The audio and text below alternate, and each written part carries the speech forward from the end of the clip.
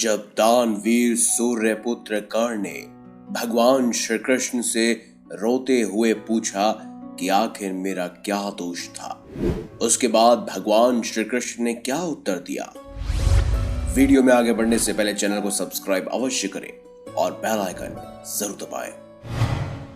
दानवीर सूर्यपुत्र कर्ण महाभारत का एक ऐसा वीर योद्धा जिसकी गाथाएं आज तक प्रचलित हैं। जल्दी से आगे बढ़ते हैं और जानते हैं उस क्षण के बारे में जब भगवान श्री कृष्ण और कर्ण के बीच संवाद हो रहा था। ऐसे में सूर्यपुत्र कर्ण ने कृष्ण जी से पूछा, मेरा जन्म होते ही मेरी मां ने मुझे त्याग दिया, क्या अवैध संतान होना मेरा दोष था? द्रोणाचार्य ने मुझे सिखाया नहीं क्योंकि मैं क्षत्रिय पुत्र नहीं था। परशुराम जी के पास गया तो उन्होंने मुझे सिखाया। जब मैंने उनसे शिक्षा प्राप्त कर ली और उन्हें मेरी सच्चाई के बारे में पता चला तो उन्होंने मुझे श्राप दे दिया। जिस वक्त मुझे उस विद्या की सर्वाधिक आवश्यकता होगी मुझे उसका विस्मरण हो जाएगा, क्योंकि उनके अनुसार मैं क्षत्रिय नहीं था। केवल संयोगवश एक गाय को मेरा बाण लगा, उसके स्वामी ने मुझे श्राप दे दिया, जबकि मेरा कोई दोष नहीं था। द्रौपदी के स्वयंवर में भी मेरा खूब अपमान किया गया, मुझे सोतपुत्र कहा गया। माता कुंती ने मुझे आखिर में मेरे जन्म का रहस्य बताया और उस समय भी उन्होंने मुझसे दान में अपने बेटों को बचाने के लिए कहा। जो कुछ भी मुझे प्राप्त हुआ वो मुझे दुर्योधन से ही प्राप्त हुआ, तो अगर मैं उसकी तरफ से लड़ा तो मैं गलत कहां हूं हे वासुदेव? ऐसे में भगवान श्री कृष्ण ने उत्तर दिया, हे राधे, मेरा जन्म कारागार में हुआ। जन्म से पहले ही मृत्यु मेरी प्रतीक्षा में घात लगाए बैठी थी। जिस रात मेरा जन्म हुआ उसी रात में माता पिता से दूर कर दिया गया। मेरे मामा कंस मुझे मारना चाहते थे। तुम्हारा बचपन खड़ग, रथ, घोड़े, धनुष और बाणों के बीच उनकी ध्वनि सुनते हुए बीता है। मुझे तो ग्वाले की गौशाला मिली, गोबर मिला और खड़ा होकर जब चल भी पाया उससे पहले ही कई प्राणघात हमले मुझे झेलने पड़े। उन राक्षसों से लड़ना पड़ा जिन्हें खुद मेरे मामा ने मुझे मारने के लिए भेजा था। कोई सेना नहीं, कोई शिक्षा नहीं, लोगों से ताने ही मिले कि उनकी समस्याओं का कारण मैं हूं। तुम्हारे गुरु जब तुम्हारे शौर्य की तारीफ कर रहे थे मुझे उस उम्र में कोई शिक्षा ही नहीं मिली। जब मैं 16 वर्षों का हुआ तब कहीं जाकर ऋषि सांदीपन के गुरुकुल में पहुंचा।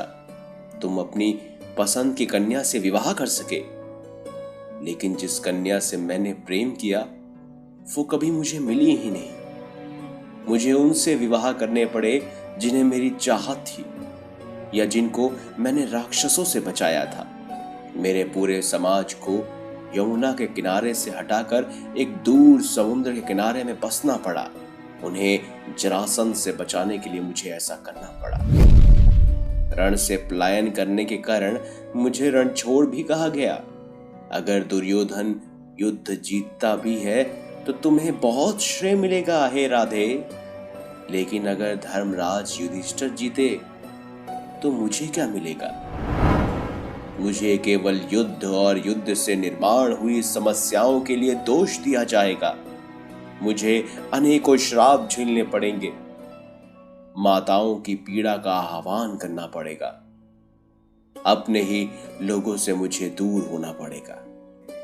एक बात का स्मरण रहे राधे, हर किसी को जिंदगी चुनौतियां देती है। जिंदगी किसी के भी साथ न्याय नहीं करती। दुर्योधन ने अन्याय का सामना किया है तो युधिष्ठिर ने भी अन्याय भुगता है, लेकिन सत्य धर्म क्या है ये तुम भली भांति जानते हो। कोई बात नहीं अगर कितना भी अपमान हो, जो हमारा अधिकार है वो हमें ना मिले तो कोई बात नहीं। लेकिन महत्व इस बात का है कि तुम उस समय उस संकट का सामना कैसे करते हो। और अगर तुम उस संकट का सामना कर लेते तो आज ये दिन देखने को नहीं मिलता राधे। इसीलिए रोना धोना बंद करो हे राधे। जिंदगी न्याय नहीं करती।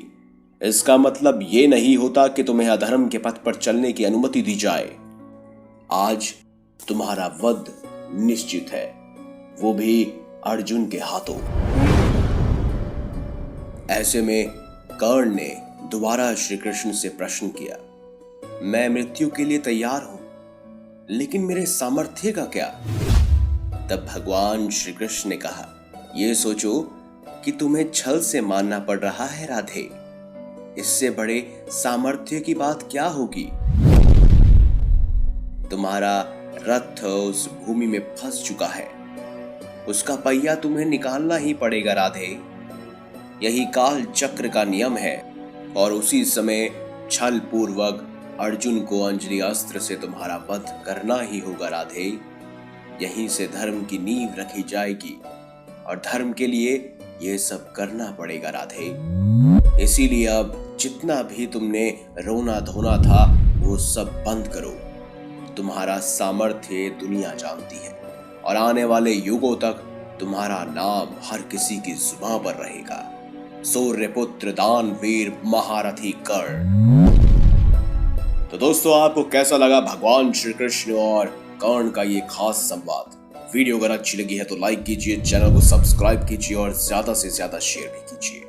मिलेंगे अगली बार एक नई खास वीडियो के साथ। तब तक के लिए देखते रहिए संपूर्ण ज्ञान का केंद्र बिंदु।